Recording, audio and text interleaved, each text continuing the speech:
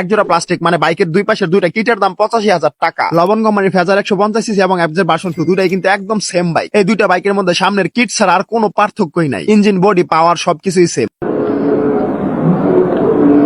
Sorry ভাই, আমার ভুল হয়ে গেছে। এই বাইকের মধ্যে আবার কিসের পাওয়ার? দুইটাই লবণ কোম্পানির কচ্ছপ। দুইটা বাইকেরই হাঁপানি রোগ আছে, দুইটা বাইকে বিশেষ সময় দুর্বল হয়ে যায়।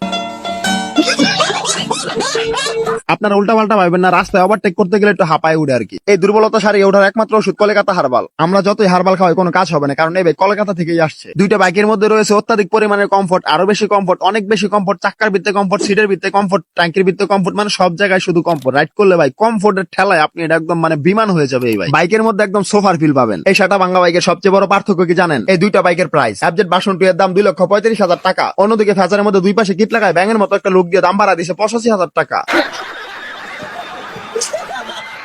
বাংলাদেশে ফেজারের প্রাইস 3,15,000 টাকা। মানে কি রে ভাই, শুধুমাত্র কিটের জন্য 85,000 টাকা বেশি। অথচ এফজেড ভার্সন 2 কে আফটার মার্কেট কিট লাগিয়ে ফেজার বানাতে খরচ পড়ে মাত্র 18,000 টাকা। 85,000 টাকা দাম বেশি হওয়ার কারণটা আমি জানি না, তবে আমার মনে হয় এটা যেহেতু একটা মুরব্বী বাইক, আদিম যুগের রেয়ার জিনিস, আর রেয়ার জিনিসের দাম তো একটু বেশি হয়।